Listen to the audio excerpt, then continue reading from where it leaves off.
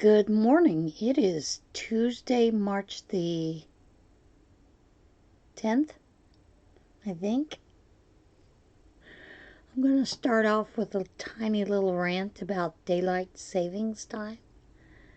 I'm one of those that I feel victimized by it. Every time it comes around, it doesn't matter whether it's in the fall or in the spring, it throws me into a fibromyalgia flare-up. And you know, quite frankly, I don't know why we're still doing it. It's ridiculous. Seriously, it is ridiculous. Doesn't save energy. And actually, research shows it doesn't save energy. There are actually more car accidents after them. Not only that, more heart attacks. And also more people who think they're having a heart attack. More panic attacks. You know, because they're rushing around to get to work because they're late. And of course, the all-knowing, everybody shows up for everything late, for the one in spring. It's time we stop it. Let's put, and you know who the lobbyists are that keep it going? The convenience stores. They tried to prove that actually more people will do things after work, like more sports, recreation. Studies say that doesn't happen because they're tired. So let's put those lobbyists out of business, and let's write to our president and ask him to override that stupid thing. Pester your congressman about stopping it because it's ridiculous. We should be one standard time and it sticks. That's my rant. Now, I wanted to show you where I've gotten on my sweater. And I'm still attached to yarn.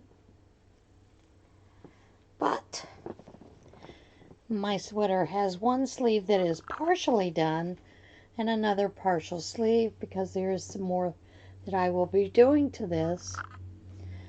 But it so far has gotten finished to the point where once I do finish the sleeves, I can actually add on the border that I'm doing there, the bottom of the sweater, and the sleeves. So I'm looking forward to finishing that. Gotta find the time for it. And then, of course, this is a hat that I finished for the blue hat. The hashtag hat not hate. And this is Sandy's of Crochet A's hat pattern. Now, I didn't do it with the same hook she did. I did not do it with as large a top because I meant for this to go for someone younger. And I also did, instead of the 3 rows, I just did 2 rows. But it's a real nice hat pattern. Excuse me. And I enjoyed making it.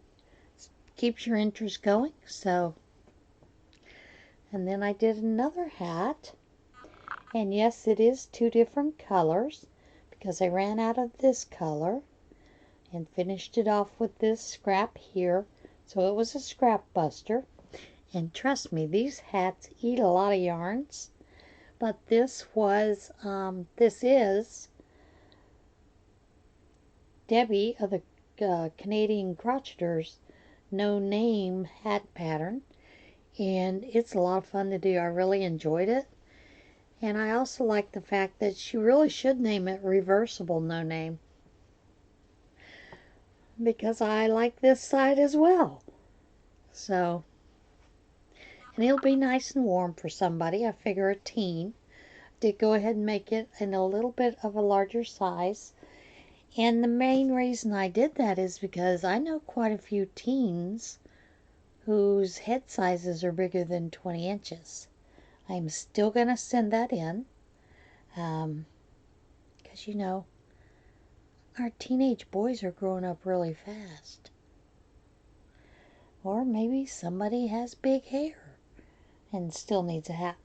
Got a couple of other hats. Got one on the needles that I'm doing. Just started it. And that'll be for a younger child. And yeah. I think that's it for the finished makes and the whips. Other than the shawl that I haven't done, the boomerang shawl. Haven't knit on it at all. Kind of been running here and there and doing things. Of course, this first week is always busy because it is prayer shawl week. So this week will calm down a little bit and I can get more done. Now, many of you saw my 2020 stash, and you guessed, but now I'm going to show you what it is. It is Red Heart with Love, and it is actually purple. It is the color violet, and it's showing up blue on mine. I'm not sure why. See if we can get it up there closer to see. Pull those lights away. Nope, it's still going to show up blue. But it is actually a beautiful color of purple. You know, in the violet colorway. And there are 3 of those. And I just put one skein of this one in. And it is the Stitch Studio Classic in white. And the project that I have chosen for this is the Spiral Blanket by Krista of the Secret Yarnery. I thought it would be really pretty, so I'm going to work on that. And I do have some more of the white in the background, in the back, if I need to add that. This 2020 stash flash was a lot of fun, and I'm going to invite those of you that are in my Facebook group. If you would like to do the Petra's hashtag 2020 stash flash, you can add some pictures there and do that. And then let us all guess what it is. And also we could give you some project ideas. This has been a lot of fun. I can't wait to see Gary's reveal of Urban Yarn. You know, because he had some interesting yarns in his stash flash. So Petra, I want to thank you so very much for doing this. This has been a lot of fun. And I think I might do it again some other time. When I'm trying to decide to do what to do with some of my other yarns. I think this is a great project, and it's one of those that is you can do any time of the year. If you're questioning what to turn into a project, flash it up in your crochet groups and go for it. So it's been a lot of fun. I'm enjoying it, and I'm planning on using it again. Now I don't have a either a frog or a finish yet because I'm still working on a lot of other things, and bags is included in that. It's just not enough time in the day. You know, I almost need an extra day to get done what I want to do in one day. So yeah. And of course, you know, I'm continuously making baby blankets here, there, and whatnot.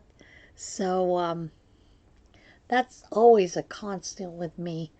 I've got 1 or 2 baby hats that I try to do every day, so I have, you know, enough to, because it's 120 we got to turn in every month to the nursery.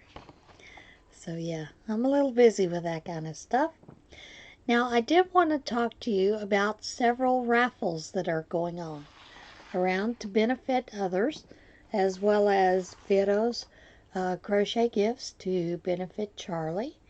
There is another one that is Alpaca My Yarn Crochet Mad Designs, and she has put out a call for to help Charlie and Jeff because hers ends tomorrow. And that is, I've got a link down below for that raffle as well. And then there are a couple other raffles. Me Up Crochet has what she calls the My Torn Bears silent auction. And those tickets are $10 a piece. But it's very interesting because they're actually just art pieces that she's raffling off. So go take a look over there, and if you can, help out with that raffle. And then Homemade with Love by Loretta and Blaine have a different kind of raffle. They're not telling us who it is for, but it is for one of our yarny podcasters that's in need. And they are doing, Blaine is going to crochet a Scrapimal, an animal, amigurumi. But it's going to be 3 feet tall, using scraps only.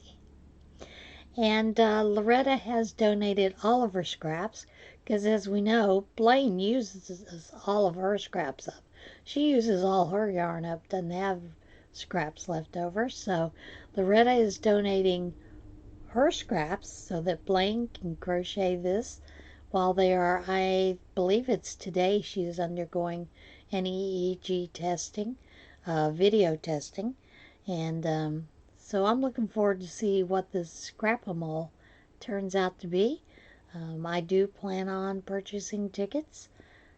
Just gotta wait till I get a little bit of the paycheck in.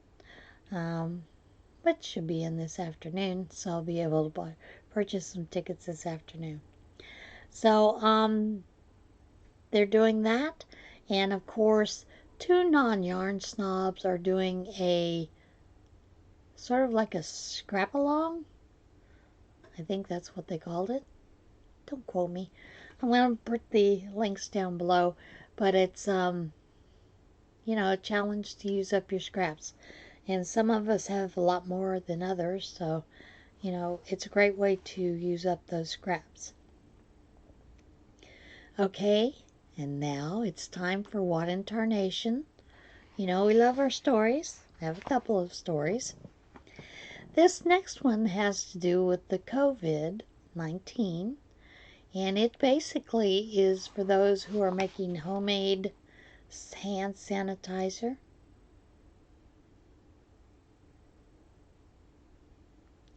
Yes, it can be made, but you need to make sure that your ingredients are absolutely 100% able to kill that virus for the hand sanitizer. So, if you can't find a hand sanitizer, wash your hands. Wash your hands, wash your hands, wash your hands. And for God's sake, quit hoarding all the toilet paper. That has nothing to do with if you get the virus. It doesn't affect that end. It affects everything up here. Lungs. Oh, you ought to be hoarding cough drops and Kleenexes. Okay. Stop, Jane. Tito warns customers. Vodka is not a safe hand sanitizer. The Texas-based makers of Tito's handmade vodka issued an unusual statement in response to a customer's comment. Do not use vodka as hand sanitizer. The issue was raised Thursday when a customer said on Twitter that they had been using Tito's handmade vodka to make homemade hand sanitizer. I made some hand sanitizer out of your vodka. The hand sanitizer doesn't taste bad either. Cheers to Tito's vodka, keeping me germ-free and feeling good all at the same time, the customer wrote. Tito's responded with a serious statement warning other customers not to follow their example. Per the CDC, hand sanitizer needs to contain at least 60% alcohol. Tito's handmade vodka is 40% alcohol and therefore does not meet the current recommendation of the CDC, the brand tweeted. Per the CDC, hand sanitizer does need to have 60%. Tito's is only 40. Please see the attached for more information. And there's a link to Tito's tweet. There is, I believe, not sure if it is one of the brand name pharmacies or a grocery store that has on its shelves posted a handmade sanitizer which tells you what percentage of alcohol to use per aloe vera gel. That works. For all you people who like to make your handmade sanitizers. This next story is rather cute. There isn't video, but there are a lot of pictures. Cat rescued from inside wall of Massachusetts home. Firefighters in Massachusetts, that's a tongue twister. Y'all need to make your state name easier.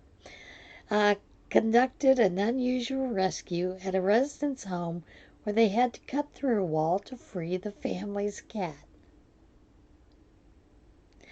Now, the Falmouth Fire Rescue Department said a crew responded Thursday evening to a call for assistance from Falmouth Animal Control. The firefighters ended up cutting through an interior wall to rescue a family cat that somehow ended up trapped inside the walls of the home. The cat was not injured. Now I'm curious how the cat got into the wall system, but I guess we'll never know because they didn't tell us. But I am going to tell you about our particular cat when I was a child.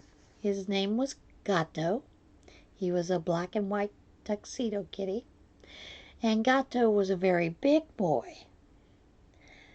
Well, there was one afternoon that we had some gentlemen at the home that were putting in central air for our home. And, you know, the turbine up in the ceiling, you know, on the roof and, you know, the whole duct system. Well, as they were getting ready to finish closing up, Gato ran into the system. We could hear him meowing, but Gato wouldn't come. We were calling and calling and calling. We couldn't get him to come out, so one of the fellows went ahead and closed it up.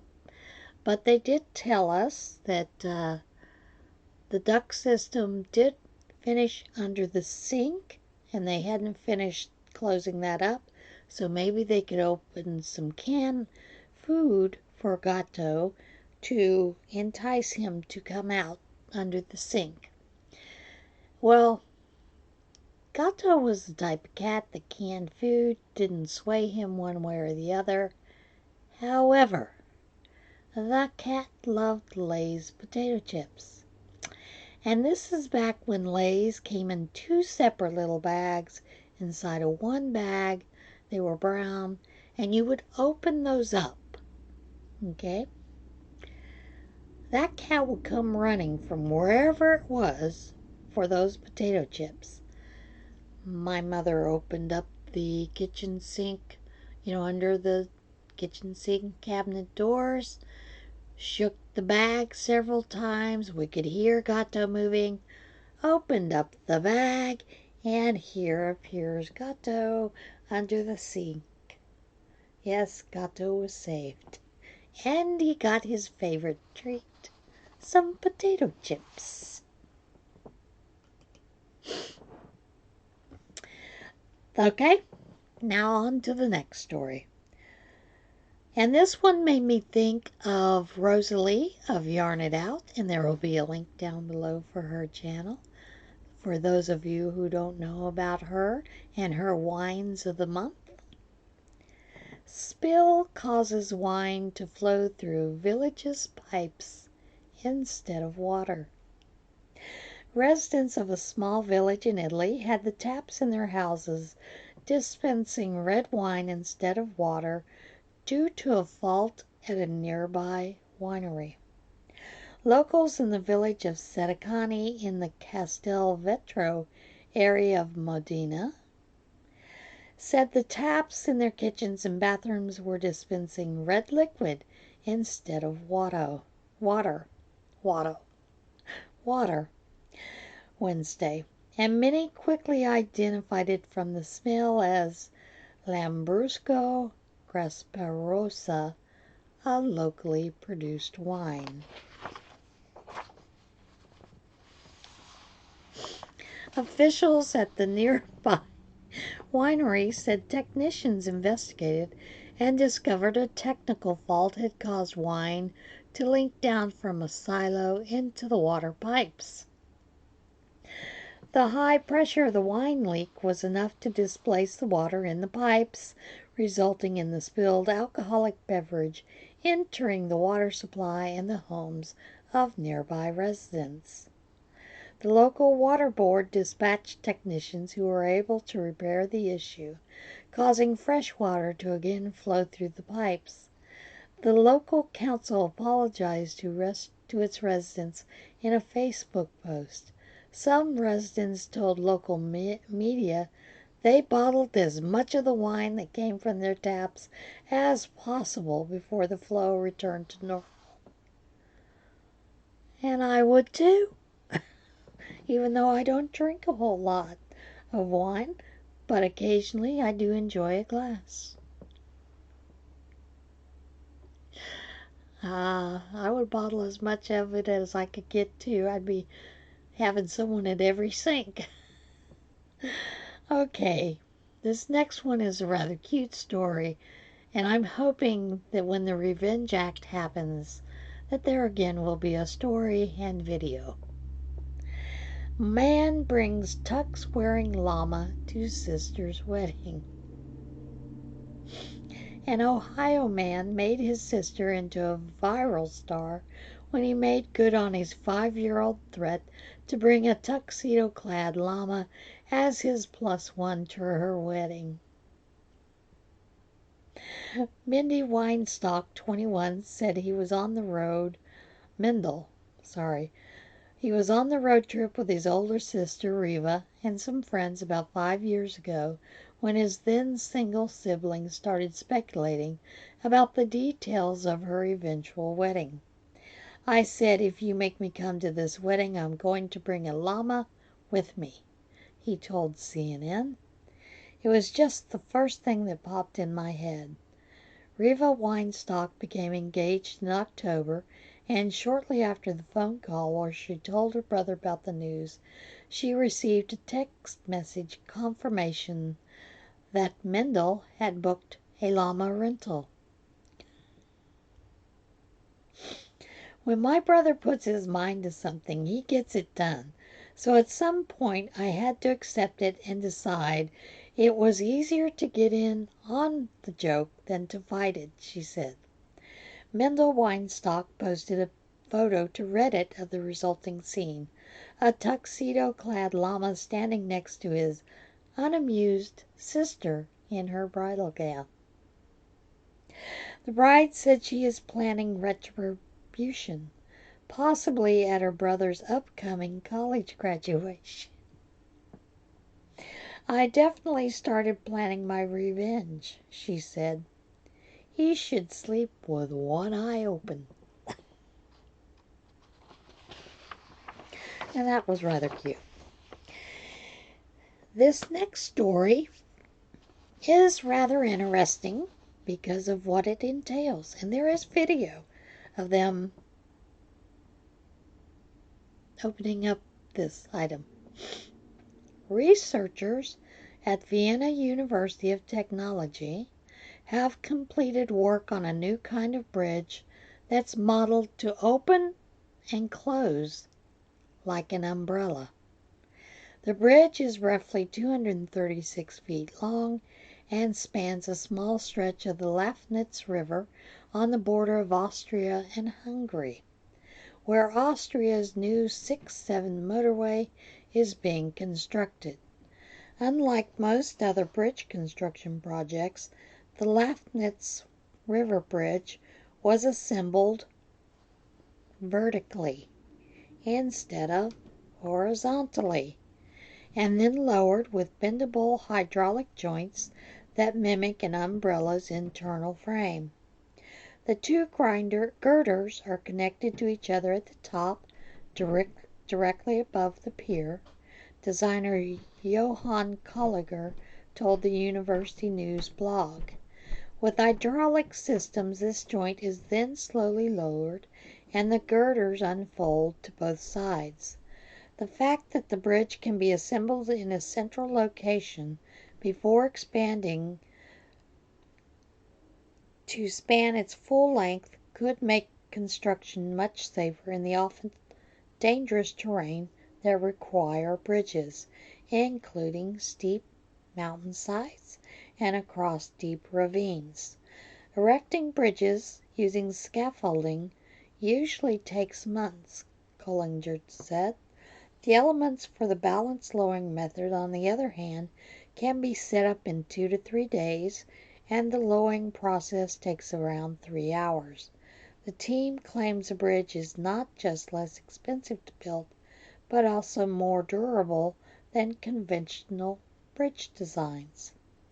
The project was backed by ASFINAG, a public corporation operated by the Austrian government that builds and maintains the country's freeways. With this innovative construction method, we were able to meet both of our requirements for this sensitive area. We are therefore very happy about the successful cooperation with Wynn. Kollinger hopes his new method could one day become one of the standard approaches to bridge construction around the world.